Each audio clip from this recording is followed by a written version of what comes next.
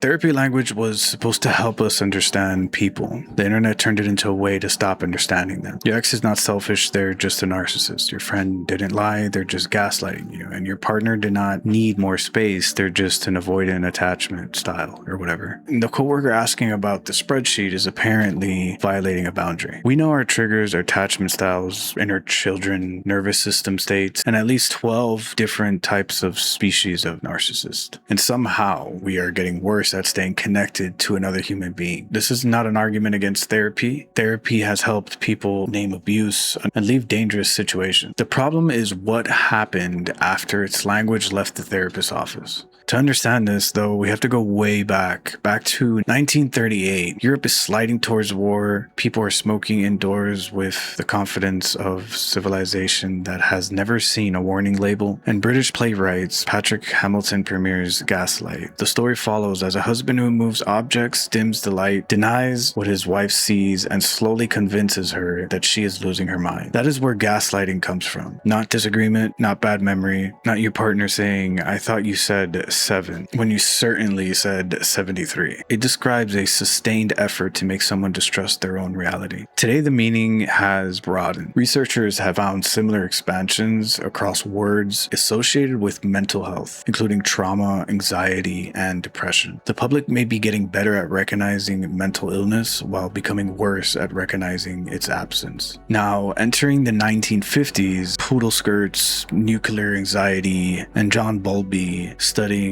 what happens when children are separated from their caregivers. Attachment theory explained at a basic human need. When frightened or distressed, children seek safety through a close emotional bond. Mary Ainsworth later helped develop ways of observing different attachment patterns. Decades later, researchers applied these ideas to adult relationships. When the internet did what it does best, it turned a complicated psychological framework into dating astrology with citations. You're anxious, he's an avoidant, she's is secure. The man who texts "Hey stranger" every 5 months is apparently a rare seasonal subtype. Attachment styles can describe tendencies. Online, they become identities, excuses, and verdicts. Instead of asking what happened between us, we ask, which category are you? The theory was created to explain connection. We use it to explain why connection is possible. Then came the 1980s. The American Psychiatric Association published the DSM-3 with explicit diagnostic criteria. That was important. Clinics and researchers needed clearer definitions and more reliable diagnosis, but standardized language was extremely easy for the culture to borrow. Narcissism became a personality review. Trauma became a synonym for anything painful. But social media rewards the most broadest and emotional recognizable version of an idea. A study of nearly 1,000 popular TikTok videos under the hashtag mental health found that 1/3 of the advice and information was misleading. The misleading content also performed better, which is pretty interesting because this depends on context is good psychology and terrible content. The algorithm didn't invent therapy speak though, it just industrialized it, definitely for sure. Real therapy is super slow, at least that's what I know of therapy. A clinic asks questions, considers history, notices contradictions, and occasionally says the 3-word the feed does not have, which is I don't know. The feed does not have time for that. It needs a villain by the second slide. So understanding becomes more moral sorting. Empath or narcissist, healed or toxic. Labels feel good because they remove the ambiguity. Sometimes that is accurate, to be honest. Sometimes the label finally explains years of manipulation and abuse. But sometimes it's pain looking for a clean story, I feel. Love is not built by having no boundaries. It's also not built by turning every boundary into a border checkpoint. Relationship research keeps returning to something far less glamorous than diagnosis. And I believe that's responsiveness.